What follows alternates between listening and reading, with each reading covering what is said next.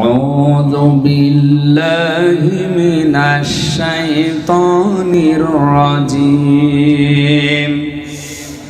بسم الله الرحمن الرحيم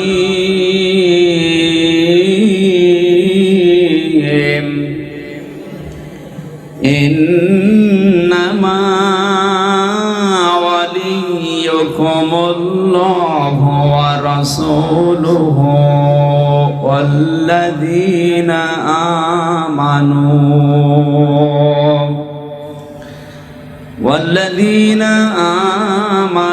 الذين يقيمون الصلاة ويؤتون الزكاة وهم راكعون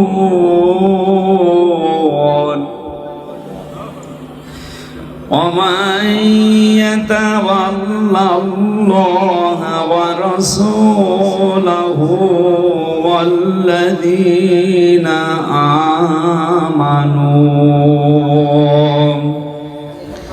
والذين آمنوا فإن حزب الله هم الغالبون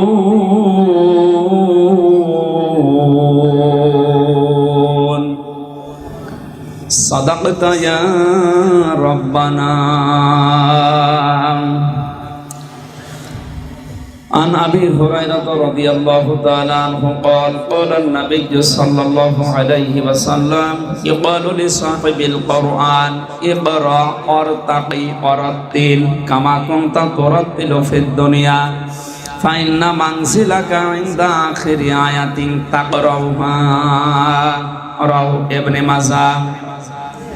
দরুদ শরীফ পড়েন আল্লাহুম্মা সাল্লি আলা মুহাম্মাদ ওয়া আলা আলি মুহাম্মাদ কামা সাল্লাইতা আলা ইব্রাহিম ওয়া আলা আলি ইব্রাহিম ইন্নাকা হামিদুম মাজিদ। আল্লাহুম্মা বারিক আলা মুহাম্মাদ ওয়া আলা আলি মুহাম্মাদ কামা বারাকতা আলা ইব্রাহিম ওয়া আলা আলি ইব্রাহিম ইন্নাকা হামিদুম মাজিদ।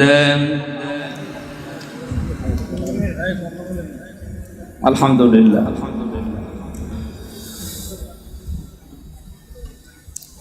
ঢাকা জেলার সাভার থানার অন্তর্গত হেমায়েতপুর, জয়নাবাড়ি, কান্দাচর, জান্নাতুল বাকি নুরানি হাফিজিয়া মাদ্রাসার উদ্যোগে মহাবিশ্বের মহাবিশ্বয় আমাদের মালিক, আমাদের মনিব মহান রব্বুল ইজ্জাত আল জালালের মুখের পবিত্র বাণী কোরআন কারীম তাফসীরুল কোরআন মাহফিলের স্বনামধন্য সভাপতি,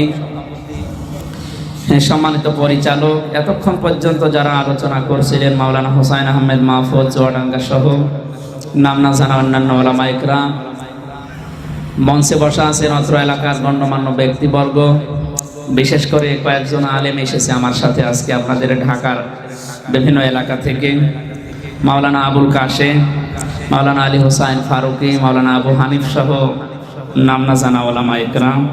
রাফা'না লাকা যিকরাক, আলেমদের সম্মান মর্যাদা কামনা করছে আল্লাহ যেন আরো বাড়িয়ে দেন।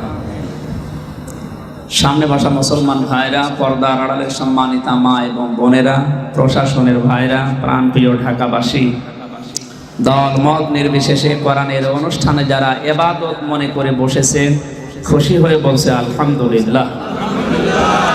আজকের আলোচনার সাবজেক্ট বন্ধু। কি বললাম? বন্ধু। এর প্রভাব মানব জীবনে যে কত বেশি তার বাস্তবতা আমাদের চোখে এখন আমরা দেখতে পাচ্ছি। এই কয়েকদিনে ধর্ষণ এত বেড়েছে যার প্রভাবে, তার নাম কি? বন্ধু। বন্ধুর প্রভাবে কিন্তু এটা বাড়তেছে।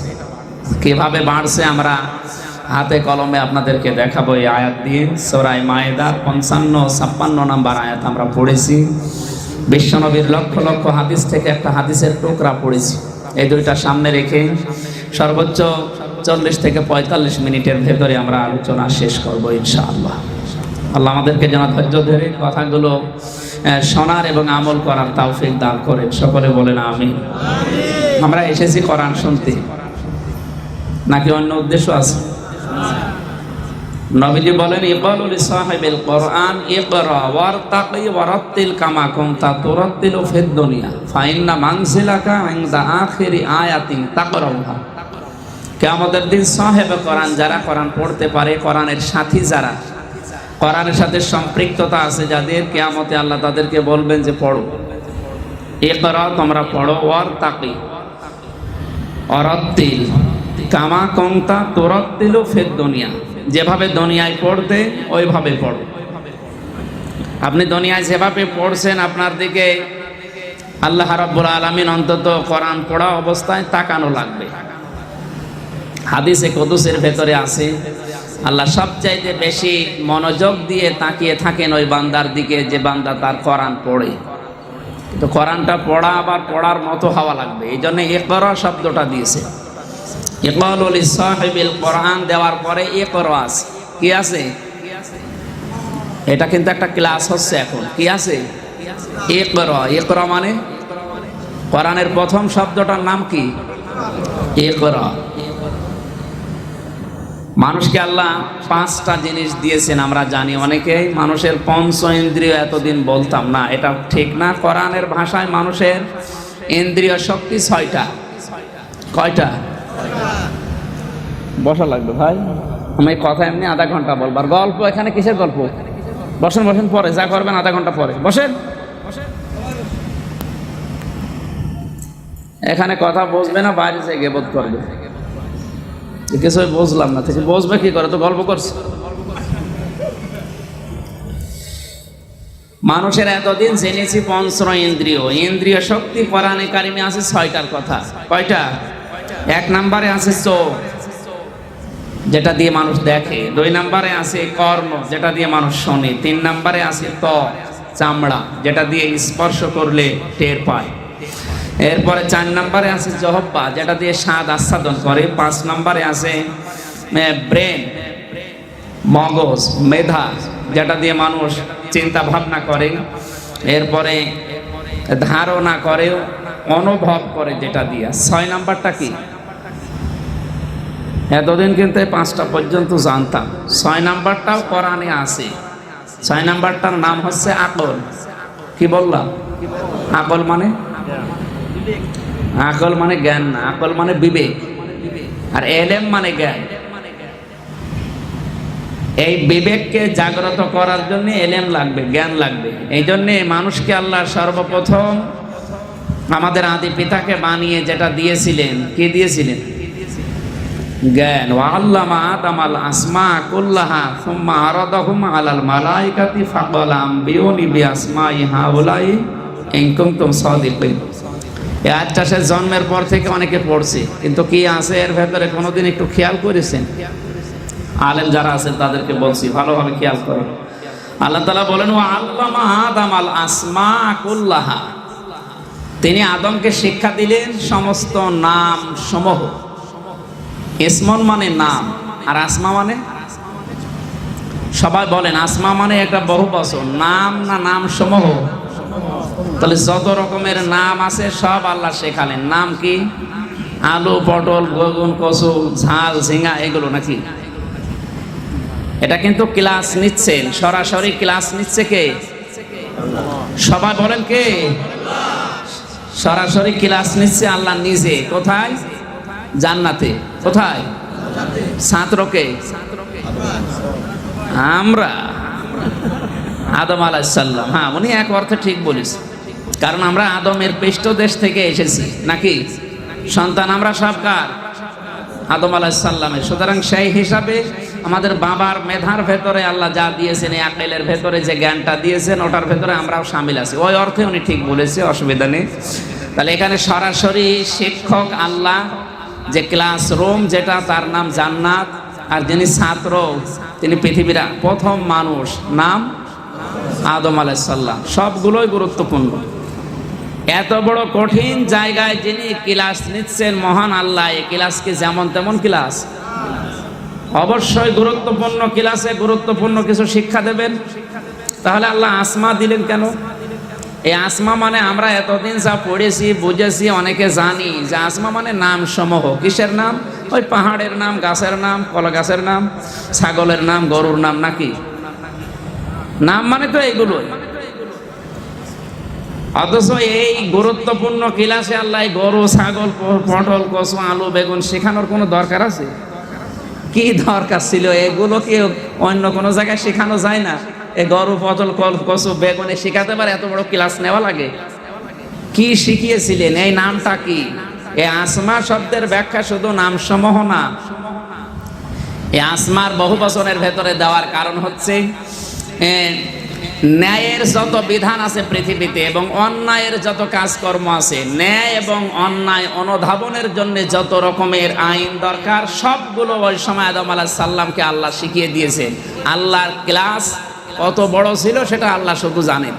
তাহলে এই ক্লাসের ভেতরে শুধু নাম বলতে ন্যায় এবং অন্যায়ের যত বিধান শিখিয়েছেন, এইটাই হচ্ছে তাফসীর। এটা শিখিয়ে কি বললেন? সুম্মা আরাদাহুম আলাল মালাইকা, অতঃপর তিনি পেশ করলেন এগুলোকে ফেরেশতাদের সামনে। ফাকালা আম্বিউনি বিআসমাই হাউলাই ইন কুনতুম সাদিকিন, বললেন তোমরা এইগুলোর নাম বলে দাও, কোনটা ন্যায় কোনটা অন্যায় এই বিষয়গুলো তোমরা আমার কাছে বলো। ফেরেশতারা কি ওই বিষয়ে পারদর্শী? যে ফেরেশতাকে আল্লাহ যে উদ্দেশ্যে বানিয়েছে ও কিয়ামত পর্যন্ত ওইটাই করবে, ওনারা ওইটা ছাড়া আর অন্য কিছু জানে না। যাকে বলেছে তুমি সেজদায় থাকবে, ও কিয়ামত পর্যন্ত সেজদায় থাকবে, আর রুকু কি সেটা জানে না।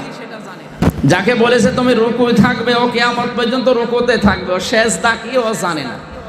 এই জন্য পরবর্তীতে ফেরেশতারা জানিয়েছে ক্বালু সুবহানাকা লা ইলমা লানা ইল্লা মা আল্লামতানা ইন্নাকা আনতাল আলিমুল হাকিম, সমস্ত প্রশংসা তোমার জন্য, আমরা তো কিছুই জানি না, তুমি যতটুকু আমাদেরকে জানিয়েছো ওইটা বাদ দিয়ে। আদম আলাইহিস সালামকে আল্লাহ এটা শিখিয়েছিলেন। আমি আবার বলছি, এটা কি গুরুত্বপূর্ণ ক্লাস না? সবাই বলেন, এই ক্লাসে কি আলু, পটল, কচু, বেগুন এগুলোর নাম শেখানোর কোনো দরকার আছে? কি শিখিয়েছিলেন? সমস্ত ন্যায় এবং অন্যায়ের যে সমস্ত মূল থিওরি, এটা আল্লাহ একবারেই তাকে শিখিয়েছেন। এই জন্য আকেল নামক যে বিষয়টা আল্লাহ আমাদেরকে দিয়েছেন, এটা মানুষের সব মানুষের ভেতরে আছে। ও যদি কাফেরও হয় ওর ভেতরেও আকেল আছে, কমন সেন্স আছে, ওর ভেতরেও বিবেক আছে। এই জন্য অন্যায় করলে কাফেরেও মন মেনে নেয় না। এটা দিয়েছে কি দুনিয়ায় আসার পরে না ওই সময় জায়গায় জান্নাতে যে ক্লাস হচ্ছিল ওখান থেকে আল্লাহ দিয়ে দিয়েছিলেন। আর ওখান থেকে আমরা যারা তার সন্তান হিসাবে দুনিয়ায় এসেছি তারা ওইটা অলরেডি পেয়ে গেছি। বলে আমরা এখান থেকে কি বুঝলাম? ইন্দ্রিয় শক্তি কয়টা মানুষের? 6টা। 6 নাম্বারটা কি? আকেল, বিবেক, কমন সেন্স। এই কমন সেন্স, বিবেক, আকেল যাদের আছে, এটা যদি কেউ কাজে না লাগায়, আল্লাহ তাআলা বলেন ওয়ায়াজআলুর রিজসা আলাল্লাযিনা লা ইয়াকিলুন, সূরা ইউনূসের 100 নম্বর আয়াতের শেষের দিকে আছে। কোন মানুষ যদি তার এই ইন্দ্রিয় শক্তির 6 নাম্বার এই বিবেক কাজে না লাগায়, তাহলে আল্লাহ তার উপরে ভুল সিদ্ধান্ত চাপিয়ে দেয়। আর বন্ধ নির্বাচনের ক্ষেত্রে অবশ্যই আপনাকে বিবেকের দরজায় নাড়া দেওয়া লাগবে, নয়তো আপনি বন্ধ নির্বাচনে ভুল করবেন। এই জন্য আজকের আলোচনার বিষয় কি? সবাই বলেন বন্ধু। আমি আসমা শব্দটার ব্যাখ্যা আরো বেশি পড়ার জন্য আহ্বান জানাচ্ছি। এই আসমা মানে শুধু এসএম থেকে আসমা না, কত কিছু যে এর ভেতরে আছে এটা আপনার এই মেধায় এখন আসবে না। এটা আমারই প্রায় 6 থেকে 7 দিন লেগেছে আসমার ব্যাখ্যাগুলো এক জায়গায় করতে, আপনার আরো বেশি সময় লাগবে। আপনি তাফসিরে নতুন নতুন যে তাফসিরগুলো এখন বের হচ্ছে বাস্তবতার সাথে মিলিয়ে যুগের জ্ঞানের আলোকে এগুলো চেষ্টা করেন, অবশ্যই আপনার জ্ঞান আরো সমৃদ্ধ হবে ইনশাআল্লাহ। আমরা কি বলছিলাম বলেন তো? ইকরা মানে বিশ্বনবী মুহাম্মদুর রাসূলুল্লাহ বলেন কিয়ামতের ময়দানে আল্লাহ বলবেন তুমি পড়ো। কিভাবে পড়বা? দুনিয়ায় যেভাবে পড়তেন। তাহলে দুনিয়ার পড়াটা এমন হওয়া লাগবে যে পড়া কিয়ামতে ওইভাবে পড়া যায়। দুনিয়ায় পড়া যার যেমন হবে কিয়ামতের ময়দানে সে ওইভাবে পড়তে পারবে। আপনার পড়া যদি হয় এখন হ্যাটা ট্যাংরা যেটা বলা হয়, যে শুনলে আমারই রাগ হচ্ছে, কিয়ামতে আল্লাহর সামনে পড়লে আপনি বাঁচবেন? সুতরাং আপনাকে আহ্বান জানাচ্ছি, মাদ্রাসা এখানে বানিয়েছেন শুধু লোক দেখানোর জন্য বানিয়ে রেখে দিলে হবে না। আপনাকে কোরআনটা আল্লাহর সামনে আপনি পড়বেন, সেই প্রস্তুতি নিয়ে এখান থেকে ওইভাবে শিখে নিন।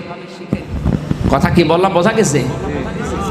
আল্লাহ তুমি আমাদেরকে তাওফিক দিয়ে, জোরে বলেন আমিন। এবার আসেন দ্বিতীয় পয়েন্টে, এ করা। তাহলে আপনাকে আমি আহ্বান জানাচ্ছি, কোরআন এমন ভাবে পড়বেন যেন মনে করবেন আমি আল্লাহর সামনে পড়ছি। কার সামনে? কারণ দুনিয়ায় যেভাবে পড়বেন এইভাবে আপনাকে কিয়ামতে আল্লাহর সামনে পড়া লাগবে। এ করা অরতাকি, অরত্তিল। অরতাকি মানে কি? অরতাকি শব্দের শাব্দিক অর্থ তুমি উপরে ওঠো। তার মানে দুনিয়ায় যে পরিমাণ কোরআন আপনি আয়ত্ত করবেন, কোরআনের উপরে আমল করবেন, ওই পরিমাণ আপনাকে আল্লাহ উপরে তুলবে। এখন বলার দরকার নেই, বাড়ি যেয়ে খাবার দাবার খেয়ে বলবেন। আপনি কি বলছি টের পাচ্ছেন না? কিয়ামতের ময়দানে আপনার মর্যাদা যদি আপনি বাড়াতে চান, তাহলে দুনিয়ার ময়দানে আপনি যতটুকু কোরআন পড়বেন, মুখস্থ করবেন, ওর উপরে আমল করবেন, কিয়ামতে আল্লাহ আপনাকে অত উপরে তুলবে। আজ সাভারের মোড়ে, হেমায়তপুরের মোড়ে 8 তলা 10 তলা বিল্ডিং থেকে অনেকের আফসোস হয় যে আমার কুড়ে ঘর, আমার টিনের বাড়ি, আমি এত বড় বাড়ি যদি বানাতে পারতাম। এ বাড়ি বানাতে পারলেও এটা স্থায়ী না, খুব বেশি হলো 100 বছর পরে এ ভেঙে ফেলা লাগবে অথবা ভেঙে যাবে নিজে। কিন্তু আল্লাহর নবী যেটার সংবাদ দিচ্ছেন, অরতাকি, আপনাকে আল্লাহ উপরে তুলবে। এত বড় বিল্ডিং এ তুলবে 6666 তালা বিশিষ্ট, যেটা দুনিয়ায় কল্পনা করা সম্ভব। পৃথিবীর মাটি ওই রকম উর্বর না যে 6666 তলা দুনিয়ায় বানিয়ে টিকিয়ে রাখা যায়। আপনি পারবেন না। যত সিমেন্ট বালি দিয়ে যত রকমের পাইলিং করেন, থাকবে না। এটা কোরআনের ইজ্জতে আল্লাহ আপনাকে দেবেন। আপনি আফসোস না করে চেষ্টা করেন। হয়তো এখন বয়স আপনার 50, আর বেশি হলো 20 বছর বাঁচবেন। তারপরে তো ওই ঘরটাকে আপনাকে ওই ঘরের চেষ্টা করা লাগবে। আর তাকলি দেওয়ার পরে কি দিয়েছেন? অরত্তিল, তেলাওয়াত করো। এখন এই তেলাওয়াত কাকে বলে? কোরআন শরীফের ভেতরে কোরআন পড়ার ব্যাপারে শব্দ আছে 3টা। কয়টা? সবাই বলেন তো, কি কি আছে? করা, রাতালা আর তালাওয়া। এখানে শব্দটা কি আছে? রাত্তিল মানে তালাওয়া, এটা আসল শব্দ। ওখান থেকে আমরা তেলাওয়াত নিয়ে এসেছি। তেলাওয়াত যদি কেউ করতে চায়, তার শাব্দিক এবং আবিধানিক অর্থ হচ্ছে আপনাকে ওটা শুদ্ধ করে পড়া লাগবে, ওটা বোঝা লাগবে, ওই জ্ঞানটা আপনাকে নেওয়া লাগবে আমল করে, এবং মানুষের কাছে পৌঁছিয়ে দেওয়ার দায়িত্ব আপনাকে নিজের কাঁধে নেওয়া লাগবে। এর নাম হচ্ছে অরতাকি, যে তেলাওয়াত করো। অরত্তিল, যেভাবে দুনিয়ায় তুমি তেলাওয়াত করতে, কামা কুনতা তুরাত্তিলু ফিদ দুনিয়া, যেভাবে দুনিয়ায় তেলাওয়াত করতে, ফাইন্না মানসিলাকা ইনদা আখিরি আয়াতিন তাকরাউহা, তেলাওয়াত করতে করতে তুমি উপরে ওঠো। কত দূর? যত দূর তুমি পড়তে পারো। যেখানে পড়া শেষ, সে পর্যন্ত তোমার বিল্ডিংও শেষ।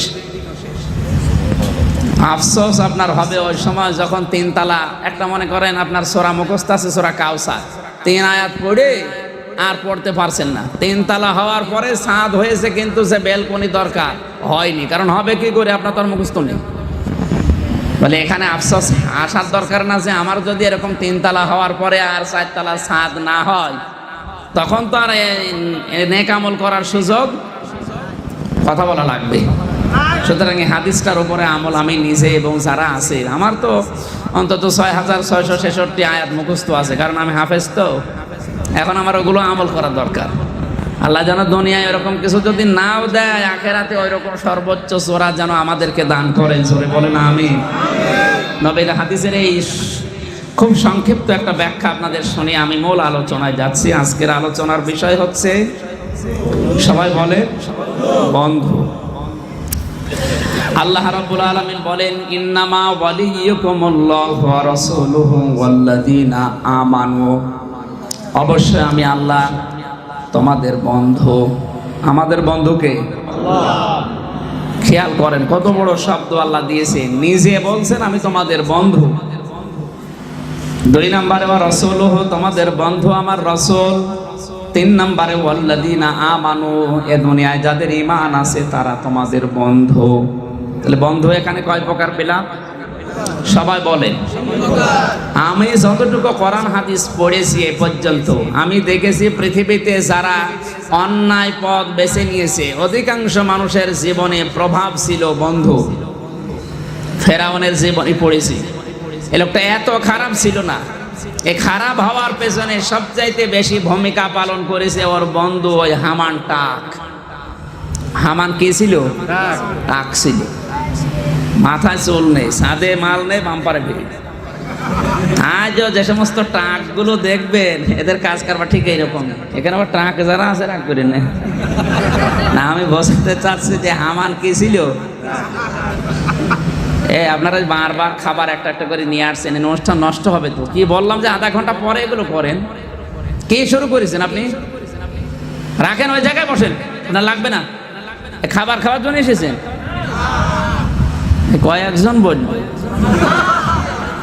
না, তাই বারবার ডিস্টার্ব করে কেন? আমার তো মেধা অত ভালো না, কিছু বললে আমি ভুলে যাবো।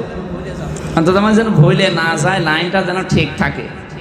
এই জন্য যারা আছেন বসে।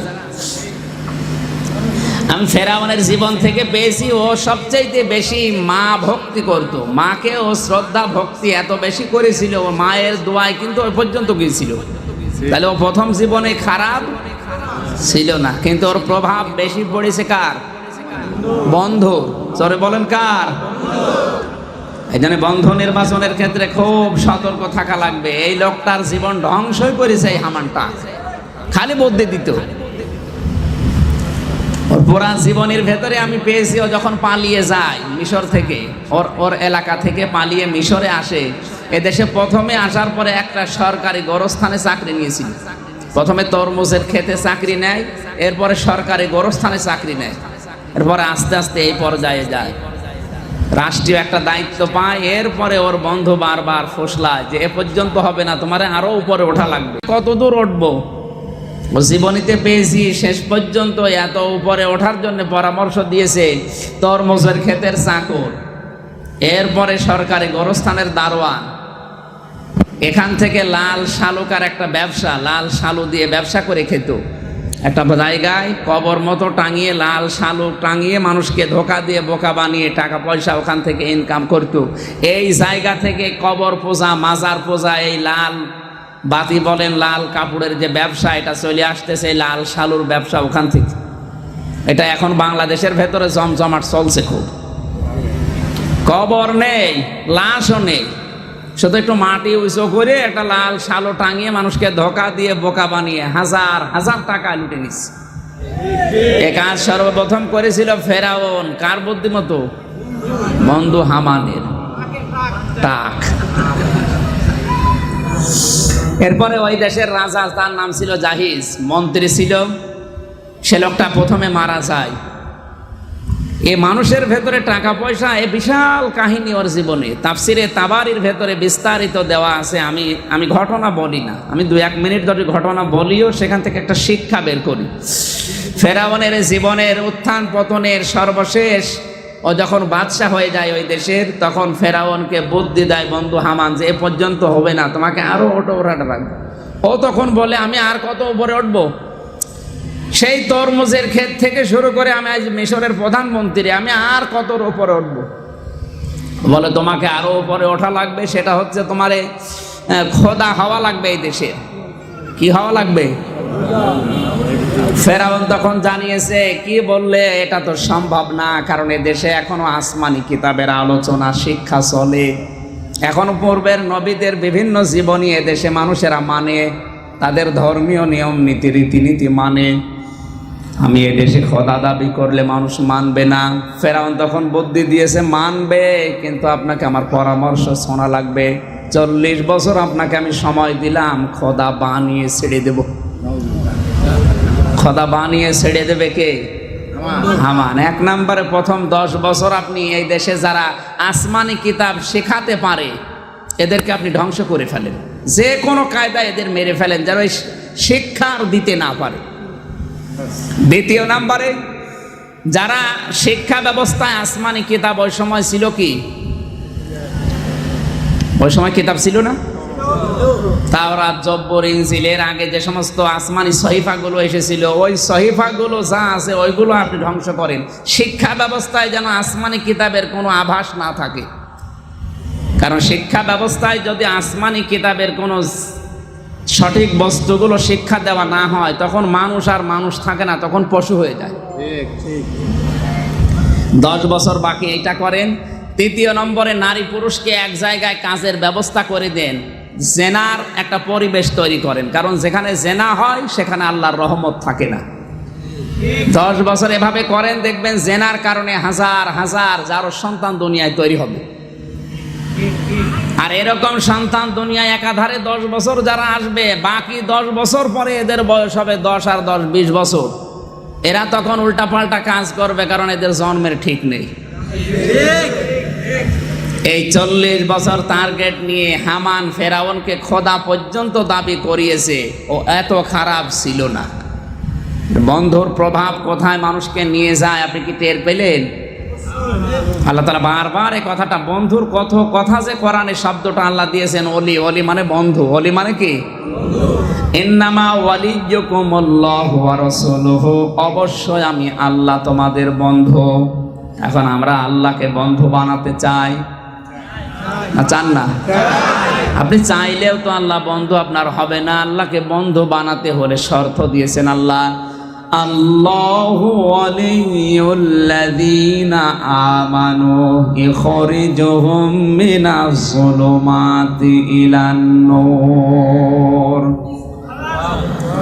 আল্লাহ পাক বলেন, আমি বন্ধু তাদের যাদের ঈমান আছে। কি আছে? এখন আমার প্রশ্ন হচ্ছে, আপনার ঈমান আছে কিনা? আপনি বলতে পারেন আমার ঈমান নেই, মানে সে ছোটবেলায় আমার খতনা করা আছে।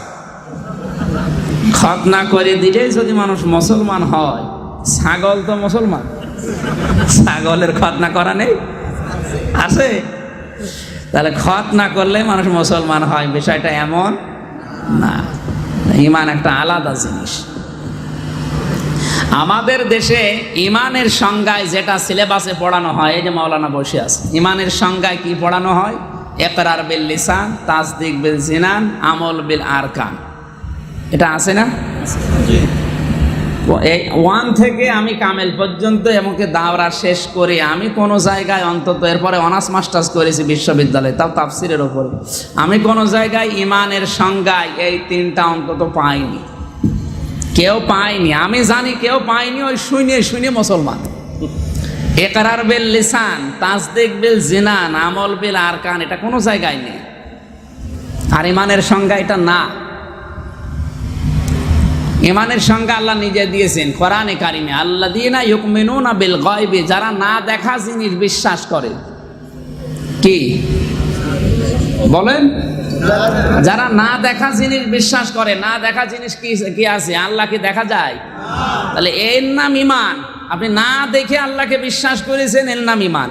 আর আমরা সংজ্ঞায় জানিয়েছি 3টা, যে ইকরার বিল লিসান, আপনাকে জবানে স্বীকার করা লাগবে, তাসদিক বিল জিনান, অন্তর দিয়ে বিশ্বাস করা লাগবে, আমল বিল আরকান, এর যতগুলো রোকন আছে এগুলো আপনাকে মানা লাগবে। না, এটা ঈমানের সংজ্ঞা না। কোনো মানুষ যদি পড়ে লা ইলাহা ইল্লাল্লাহ, তাহলে তার ঈমান আছে, যদি ওই লা ইলাহা ইল্লাল্লাহ বিশ্বাস করে, কিন্তু 3 নাম্বারটা এর সংজ্ঞা না। আমল বিল আরকান হচ্ছে মুসলিম হওয়ার সংজ্ঞা। আপনি যদি আল্লাহর এই বিধিবিধানগুলো মেনে নিতে পারেন, তাহলে আপনি মুমিন শুধু না, আপনি ঈমানদার শুধু না, সাথে সাথে আপনি কি? মুসলিম। সাথে সাথে কি? আর কোরআনে কারিমে ঈমানদারকে ডেকে আল্লাহ জানিয়েছেন, ইয়া আইয়ুহাল্লাযীনা আমানুত্তাকুল্লাহা হাক্কা তুকাতিহি ওয়া লা তামুতুন্না ইল্লা ওয়া আনতুম মুসলিমুন। ঈমানদারেরা ঈমানদার না হয়ে মরো না, এ কথা কিন্তু বলেনি। কি হয়ে মরো না? মুসলমান না হয়ে মরো না। তাহলে বোঝা যায় যে ঈমানদার আর মুসলমান এক জিনিস না। আমরা সামনে যাব ইনশাআল্লাহ। আমাদের প্রধান মেহমান সহ প্রধান অতিথি, বিশেষ অতিথিবৃন্দ, হযরত উলামায়ে কেরাম এবং এলাকার বিভিন্ন জায়গা থেকে আগত দিনদার ইমানদার ভাইয়েরা, পর্দানশীল আমার মা ও বোনেরা, আল্লাহ পাকের দরবারে লাখ কোটি শুকর যে আজকের এই মহতী জলসায় জান্নাতের বাগানে হাজার হাজার মানুষ থেকে বাছাই করে আমাদেরকে আসার এবং বসার, দিনই কিছু কথা শোনার সুযোগ করে দিয়েছেন যে মহান আল্লাহ পাক, সে আল্লাহ পাকের দরবারে শুকরগুজার করছি, সকলে করি আলহামদুলিল্লাহ। এই এলাকার মাহফিলগুলি সাধারণত 12টার মধ্যে শেষ করার একটা সিদ্ধান্ত থাকে। এই হিসাবে বাদ মাগরিব থেকেই দাওয়াতি মেহমানদেরকে দেওয়া হয়। এত সত্ত্বেও অনেকে আছেন অপেক্ষায় যে এশার নামাজের পরে আমরা একবারে খাওয়া দাওয়া করে মাহফিলে যাব, যার ফলে অনেকেই বিলম্ব করতেছেন। মাইকের আওয়াজ যত দূর পর্যন্ত পৌঁছতেছে, সকল ভাইদের খেদমতে আরজ করব যে আমাদের প্রধান মেহমান হযরতুল আল্লামা আলহাজ হযরত মাওলানা আব্দুল লতিফ খান সাহেব সিরাজগঞ্জ, তিনি ইতিমধ্যে এসে গেছেন।